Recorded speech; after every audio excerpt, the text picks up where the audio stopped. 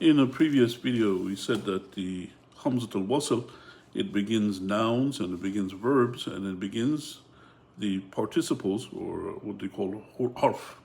That is the other things that are not nouns and verbs in Arabic.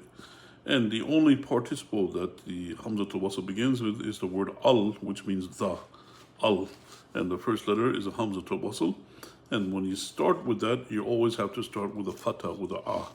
Like for example, you have over here ar-rasul.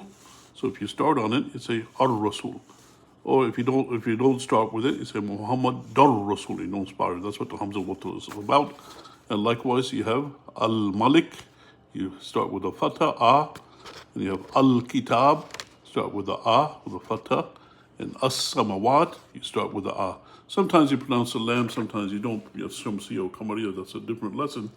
So that's the thing to bear in mind. When you have al, that's the only participle. That means things that are not nouns or verbs that start with the Hamzatul Wasl. Okay, so you have to always start with the fatha, ah.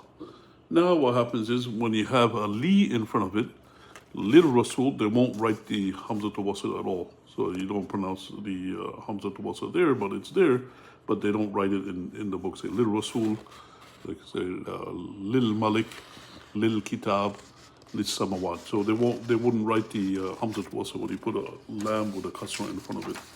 So that's the rule for Hamzatul Wasl with participles, and the only participle that you have that has a Hamzatul Wasl is the al, alif and lam, meaning the definite. And Allah knows best, and may peace and blessings be upon Prophet Muhammad sallallahu alaihi wasallam.